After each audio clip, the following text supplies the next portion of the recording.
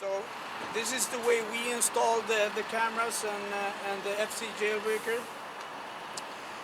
We added the camera in the grill here, okay? And the angle is just so we can see this part. Because even if it comes close to something, it's still going to give you about 20 centimeters until the end, okay? So you will see it pretty clear with this visible. So, but some people like to have it for completely front view and it doesn't care about parking and everything. You can just choose to have it a little bit higher, all right? So the cable is running inside here, okay? So if we look here,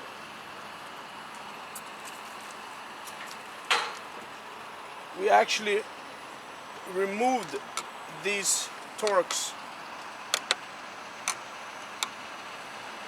It's like 1, 2, 3, 4, 5, 6. So you can just grab a hold and pull a little bit. You don't have to take it off or something.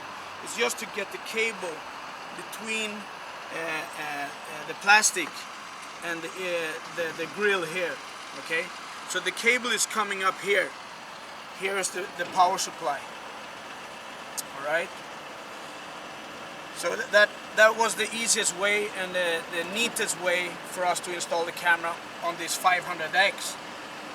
But depending on what car you have, it could be different. So that's why we never give 100% instruction how to do it, because people want to do it differently, okay? So it's up to everyone to install it whatever they like.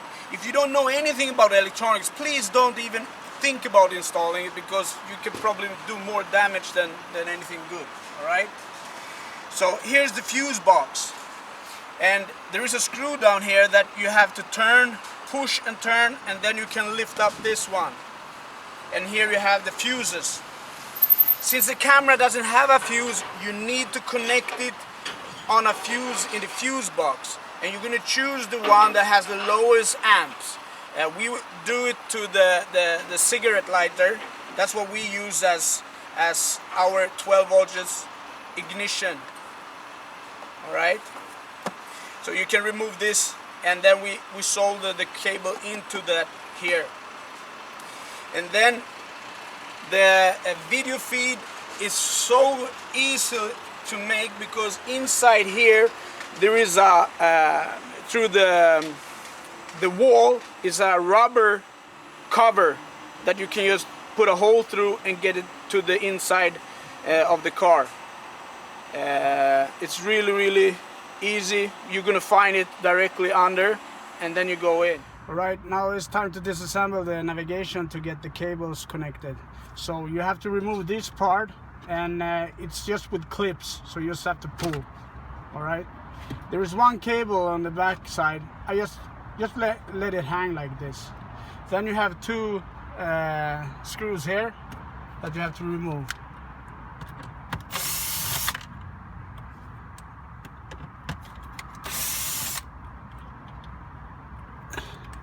And now it's just to pull a little bit.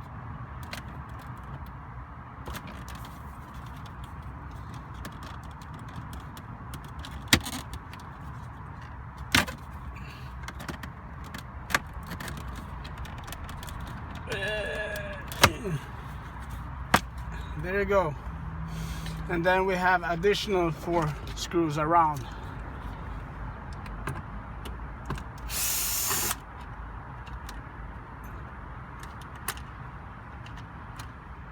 Don't drop the screws behind the dash.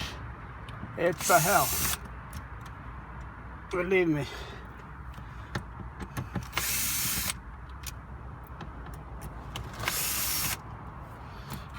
Right. Then you just pull.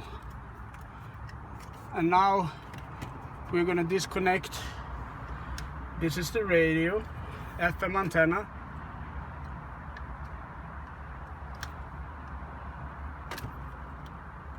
And when they are new, they're pretty hard to take off, but it's a clip here also.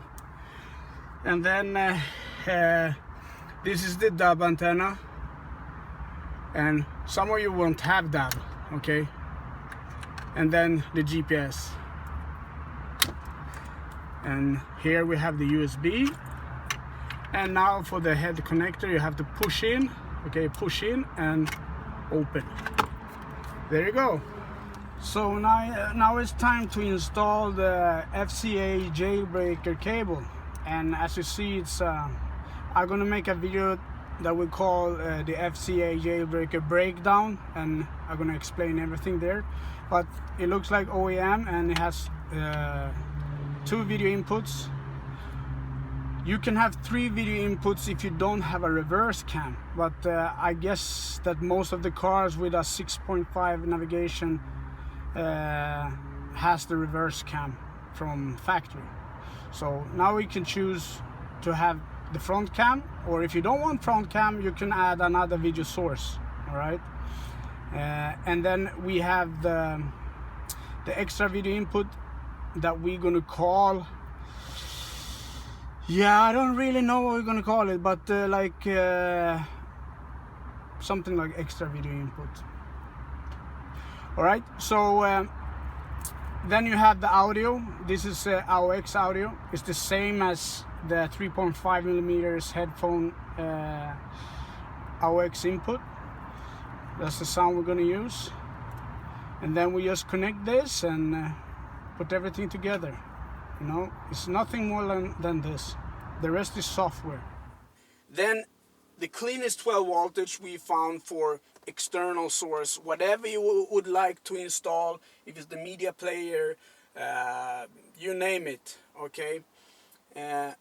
We took it from the cigarette lighter output, okay?